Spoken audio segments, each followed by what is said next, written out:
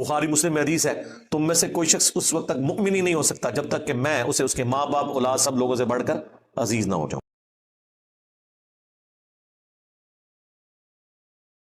دنیا میں 1.5 ارب انسان اس کتاب کو اپنے ماں باپ اولاد سب لوگوں سے بڑھ کر عزیز سمجھتے ہیں۔ یہ اس پلانٹ ارتھ پہ اللہ اور اس کے رسول کی آخری نشانی ہے عز و جل صلی اللہ علیہ وآلہ وسلم، تو اس کی عزت اور احترام ہمارے ایمان کا تقاضا ہے۔ قرآن حکیم وہ کتاب جو ہماری کتاب زندگی تھی، اس کے ساتھ انہوں نے کیسے کیسے متس مشہور کر دی، بس صرف اس کا کام رہ گیا مردے بخشوانا جو ثابت ہی کوئی نہیں۔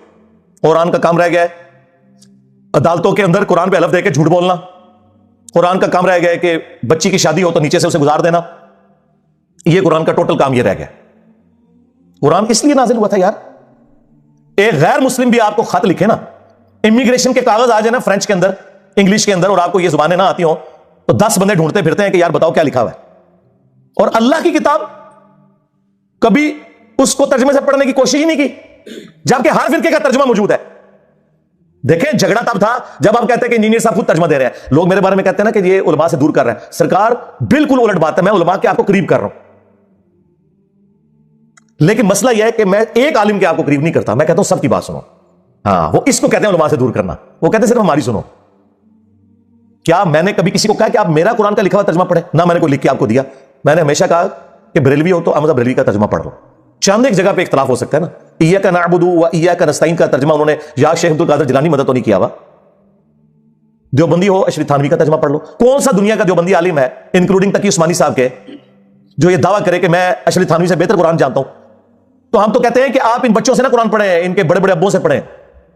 اور مجھ سے وہ ٹی ایل پی والے بھائی نے جب انٹرویو کیا کہ جی آپ اپنا استاد کسے مانتے ہیں، میں نے کہا بریلوی کو، میں نے ان سے پڑھا ہوا ہے، اگرچہ وہ 1921 میں فوت ہو گئے تھے، میں 1977 میں پیدا ہوں، لیکن یقیناً وہ قرآن کا ترجمہ کمائی کے لیے نہیں کر کے گئے تھے، انہیں تو عربی آتی تھی، ترجمہ انہوں نے کیا تھا میرے لیے۔ اردو تو مجھے آپ سے بھی زیادہ آتی ہے، جس طرح صحابہ کرام کو لکھنا پڑھنا نہیں آتا تھا لیکن ان کی زبان میں قرآن نازل ہوا تو انہیں ڈائریکٹ سمجھ آتا تھا۔ خیر میں نے تو بعد میں عربی بھی سیکھ لی ہے، عربی نہ بھی سیکھوں یا کوئی نہ بھی سیکھے، اردو زبان میں جب کر دیا تو ہم تو ڈائریکٹ احمد بریلوی سے ترجمہ پڑھ رہے ہیں، ہم ڈائریکٹ اشرف تھانوی سے پڑھ رہے ہیں، ہم ڈائریکٹ جوناگڑھی سے پڑھ رہے ہیں، ہم شیعہ کے سید فرمان شاہ سے ترجمہ پڑھ رہے ہیں ڈائریکٹ، تو یہ شاہی کوئی نہیں۔ اور یہ آپ خود مانیں گے کہ آپ شاہی کوئی نہیں اپنے بڑے بابوں کے مقابلے پہ، تو یہ ترجمے انہوں نے کمائیوں کے لیے کیے تھے، یہ تو کوئی کمائی کے لیے کیے، تو اس لیے کیے تھے کہ پبلک کو پتہ چلے قرآن میں کیا لکھا ہوا ہے، وہ آپ پڑھنے نہیں دے رہے۔ ہمارے ایک شیعہ دوست ہیں عالم دین ماشاءاللہ بہت اچھا کام کر رہے ہیں، ان کا ایک جملہ گولڈن جملہ ہے، انہوں نے کہا کہ آج کوئی غیر مسلم آ کے آپ سے یہ کہے کہ میں مسلمان ہونا چاہتا ہوں یا ابھی ہوا ہوں، مجھے بتائیں میں نے اسلام کو اسٹڈی کرنا ہے کہ اسلام کی مجھ سے کیا ریکوائرمنٹ ہے، میرا خدا مجھ سے کیا چاہتا ہے، میرا اللہ مجھ سے کیا ڈیمانڈ کرتا ہے، تو آپ اسے کون سی کتاب پڑھنے کے لیے دیں گے؟ تو ساروں کا جواب یہ ہوگا کہ قرآن پڑھنے کے لیے دیں گے۔ اور آگے سے وہ گورا یہ پوچھ لے کہ بھائی آپ نے بھی اسی قرآن کو پڑھ کے اپنے عقیدے صحیح کیے تھے؟ ہاں، تو منہ اڑ کے بیٹھو گے، اس کا جواب یہ نہیں ہوگا کہ میں نے میرے پورکھے جو بھی کسی نے نہیں قرآن ترجمہ نال پڑھا ایسی، اللہ دے فضل نال جدوں انہوں نے کلمہ پڑھا ہوں تک کسی نے قرآن ترجمہ نال نہیں پڑھا۔ اسی وجہ میں آپ کو بتا دیتا ہوں قرآن کا ترجمہ بمشکل 200-250 سال پہلے کیا شاہ اللہ دلوی نے فارسی میں، اور اس کو بھی کوئی پرنٹنگ پریس وغیرہ نہیں تھے، وہ چند لوگوں تک ہی پہنچا۔ ایکچولی اگر آپ دیکھیں تو ان 15-20 سالوں میں زیادہ ہوا ہے کہ سافٹ ویئر بنے عام بندوں کے ہاتھ میں ہے، ورنہ ترجمہ قرآن تو آپ کو مسجدوں میں نہیں ملتا تھا۔ وہ حافظ قرآن نے ترجمہ پڑھا ہو تو اور کس نے پڑھنا ہے؟ حافظ حافظ بن کے نکلتے ہیں، حافظ نہیں حافظ، انہوں نے قرآن ترجمے سے پڑھا ہوا اور کس نے پڑھنا ہے؟ اور جس کے ماں باپ نے امید لگائی ہے کہ سانو لے جانا ہے کتنے جتنے آپ جانا سے، ہاں تراویح کے دنوں میں تھوڑی تھوڑی داڑھی بڑھا لیں گے، تو جس نے جناب عید آئے گی تو او پہ داڑھی، اور کس لیے؟ پیسے کمانے کے لیے۔ مفت کون پڑھا تھا تراویحاں؟ ٹھیکے تھے ان کے نے، ہاں یہ قرآن کے ساتھ آپ لوگ کر رہے ہیں۔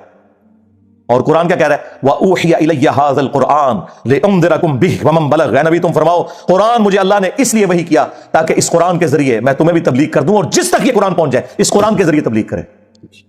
قرآن تو یہ کہہ رہا ہے، قرآن تو کہہ رہا ہے وَلَقَدْ يَسَّرْنَا الْقُرْآنَ لِلذِّكْرِ فَهَلْ مِن مُدَّكِرٍ، ہم نے قرآن کو سمجھنے کے لیے آسان کر دیا، ہے کوئی نصیحت حاصل کرنے والا؟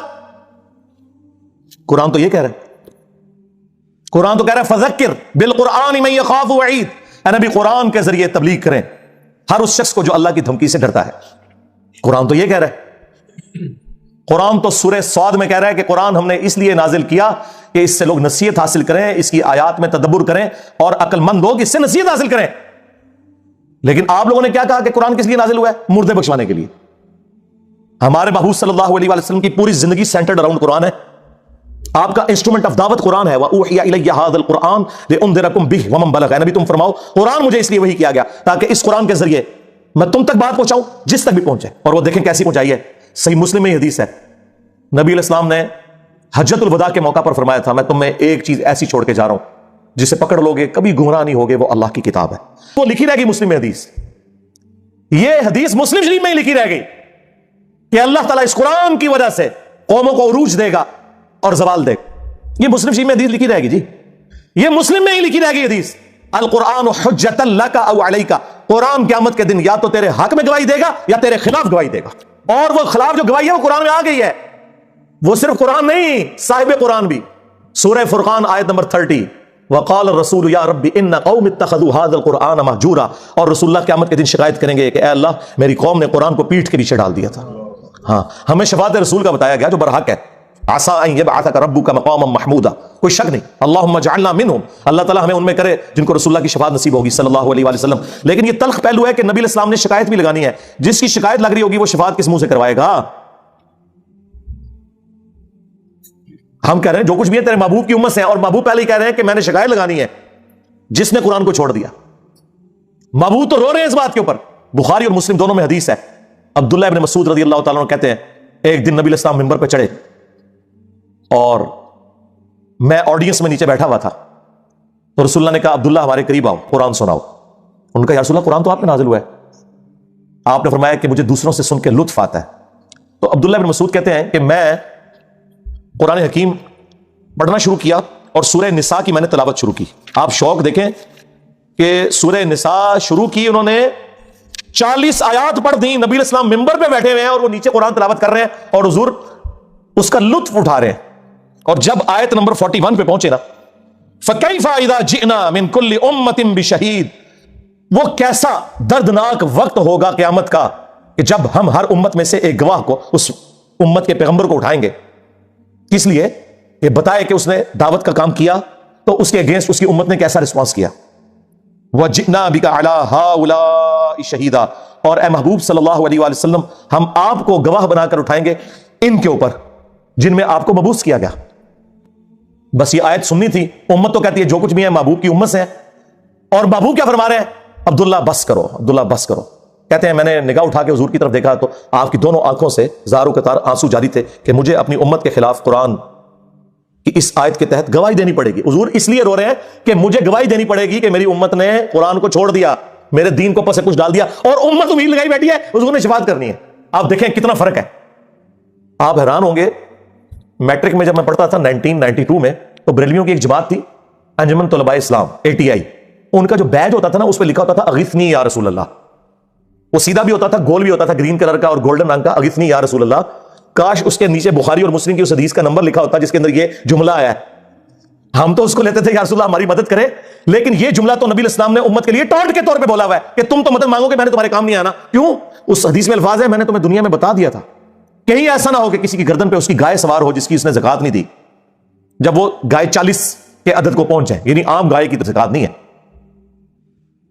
اور وہ چیخے مارتا ہوا کہ اغثنی یا رسول اللہ, یا رسول اللہ میری مدد کرے, میں نے تمہیں دنیا میں اللہ کا پیغام پہنچا دیا تھا, میں تمہارے کچھ کام نہیں آؤں گا. پھر نبی علیہ السلام نے اونٹ کا سوار ہونے کا ذکر کیا. تو اندازہ کریں اللہ کے نبی علیہ السلام نے اپنی امت کو ایک ایک تفصیل کھول کر بیان کر دی ہے. کوئی قسم نہیں چھوڑی, کھول کھول کر باتیں بیان کر دی ہیں, کسی کو وہم بھی باقی نہ رہے. پھر بھی امت کو خیال نہ آئے تو الگ بات. پھر حجۃ الوداع سے جو واپسی پہ نبی علیہ السلام نے غدیر کا خطبہ دیا ہے, غدیر قم کا, صحیح مسلم میں ہی اوپر تلے 4 حدیث ہیں 6225 سے 6228 تک. میں اپنے بات تمہیں 2 بھاری چیزیں چھوڑ کے جا رہا ہوں. ان میں سے پہلی چیز اللہ کی کتاب ہے, اس میں ہدایت ہے, اس میں نور ہے, یہ اللہ کی رسی ہے. ہاں جو اسے پکڑے گا ہدایت پہ ہوگا, جو چھوڑ دے گا گمراہ ہو جائے گا. اور زائد ابن ارقم کہتے ہیں کہ نبی علیہ السلام پھر ترغیب دلاتے رہے اللہ کی کتاب, اللہ کی کتاب, اللہ کی کتاب. جو قرآن میں آیا تھا نا وَاعْتَصِمُوا بِحَبْلِ اللَّهِ جَمِيعًا وَلَا تَفَرَّقُوا, اللہ کی رسی کو مضبوطی سے پکڑ لو, فرقوں میں مت بٹو. وہ قرآن ہے غدیر قم کی حدیث میں. اس کو وائس ورثہ بھی کر لو کہ جو قرآن کو نہیں پکڑے گا وہ فرقوں میں بٹ جائے گا, کیونکہ کامن بانڈ اللہ نے بتا دیا اللہ کی رسی کو پکڑ لو اور فرقوں میں مت بٹو. اس کا کیا مطلب ہے کہ جو نہیں پکڑے گا فرقوں میں بٹ جائے گا, اور وہ ہو گیا. اور فرمایا دوسری بھاری چیز میرے اہل البیت ہیں, میں اپنے اہل البیت کے معاملے میں تمہیں اللہ کا خوف دلاتا ہوں, یعنی میری وفات کے بعد ان کے ساتھ حسن سلوک کرنا. یہ 3 دفعہ آپ نے جملہ بولا. لیکن امت نے نہ قرآن کو پکڑا اور نہ اہل بیت کو زندہ چھوڑا، بالکل الٹ امت چلی. اور بخاری اور مسلم دونوں میں حدیث موجود ہے. عبداللہ ابن ابی اوفا سے کسی نے پوچھا، جو رسول اللہ کی وفات کے بعد 75 ایئرز تک زندہ رہے، 86 ہجری میں فوت ہوئے، کہ بتائیں کہ رسول اللہ نے اپنا وصی کسی کو بنایا تھا؟ تو انہوں نے کہا نبی علیہ السلام نے ہمیں قرآن کے مطابق چلتے رہنے کی وصیت کی تھی. قرآن وصی رسول ہے، خلیفۃ الرسول ہے، جس کے اوپر آج سنی شیعہ 2 فرقے بنے ہوئے ہیں. سیدنا ابوبکر خلیفۃ الرسول ہیں صحابہ کرام کے اجماع کے اوپر. وصی رسول نہیں، وصی رسول قرآن ہے. وصی رسول نہ سیدنا ابوبکر ہے نہ سیدنا علی ہے، اور وہ نیچرل ہے، کیونکہ 2 سال کے بعد تو حضرت ابوبکر بھی فوت ہو گئے.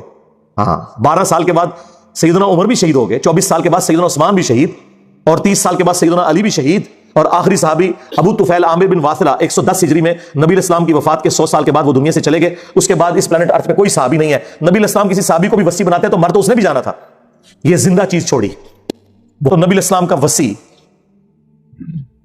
آپ کا خلیفہ، آپ علیہ السلام کا انسٹرومنٹ آف دعوت، ہر چیز. صحیح بخاری میں ایک بڑی زبردست حدیث ہے جو میں نے ایک دفعہ اپنے ممبر سے بیان کیا ہے، ادروائز وہ حدیث آپ نے کبھی سنی نہیں ہوگی، کیونکہ اس کے ساتھ 295C جڑی ہوئی ہے. صحیح بخاری میں ایک چیپٹر ہے کتاب الاعتصام بالکتاب والسنہ، قرآن و سنت کو مضبوطی سے پکڑنا. اس چیپٹر میں امام بخاری ایک حدیث لے کے آئے ہیں. حضرت ابوبکر کی بیعت کی گئی نا، تو دوسرے دن حضرت ابوبکر صدیق رضی اللہ تعالیٰ عنہ آڈینس سے خطاب کرنے کے لیے مسجد نبوی میں آئے.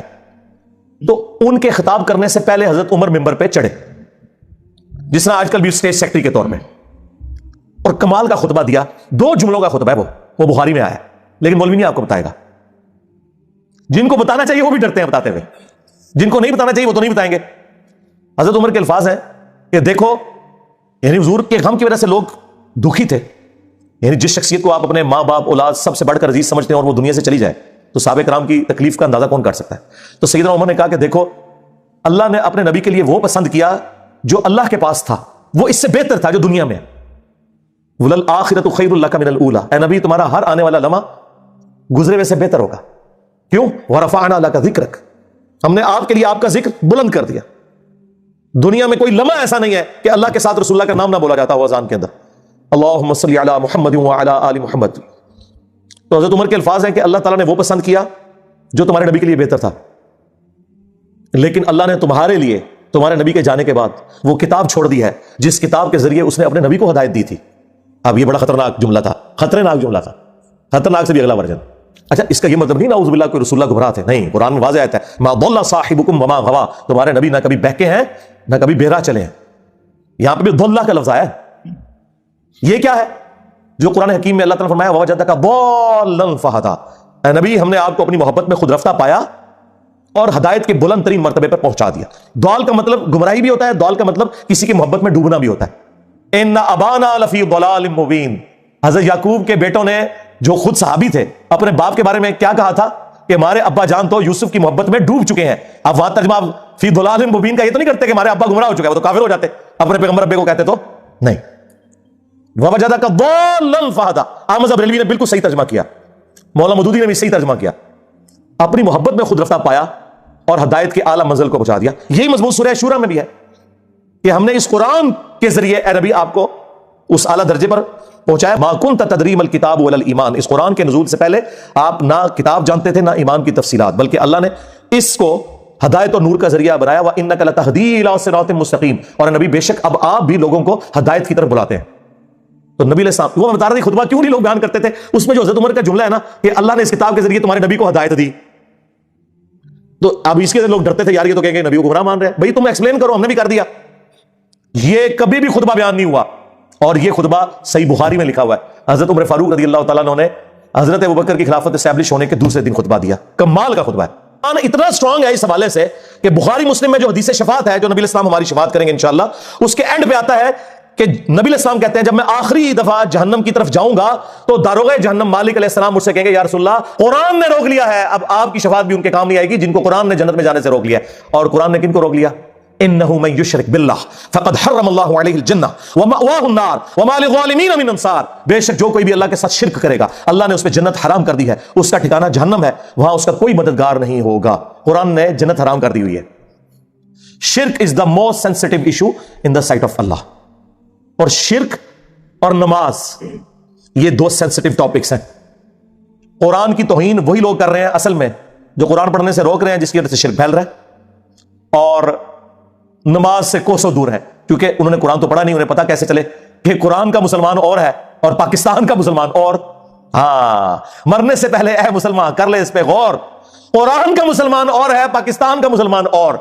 قرآن کا مسلمان یہ ہے وَأَقِيمُوا الصَّلَاةَ وَلَا تَكُونُوا مِنَ الْمُشْرِكِينَ، سورہ روم آیت نمبر 31۔ دیکھنا، نماز کو قائم کرنا، مشرک نہ ہو جانا۔ اس پہ تو کافی بولا جا سکتا ہے، میری کئی ایک ویڈیوز ہیں وہ آپ دیکھ سکتے ہیں۔ اس حوالے سے میں نے یہ موقع غنیمت جانا کہ میں مسلمانوں کے دماغ کے اوپر سٹرائک کروں کہ خدا کے لیے قرآن کو جو آگ لگی، اس پہ جو آپ سیکھ پاؤ رہے ہیں، سب سے بڑے تو دشمن آپ لوگ ہیں جو جزدان میں قرآن کو لپیٹ کے، اور دیکھیں جو مہنگے والے قرآن ہوتے ہیں نا ترجمے والے، ان کے اوپر غلاف بھی چڑھا ہوتا ہے تاکہ تصور سے کہ میں اس کو اتنی دفعہ یوں کروں گا کھولے ہی نہ، وہ ادھر ہی پڑھا رہے۔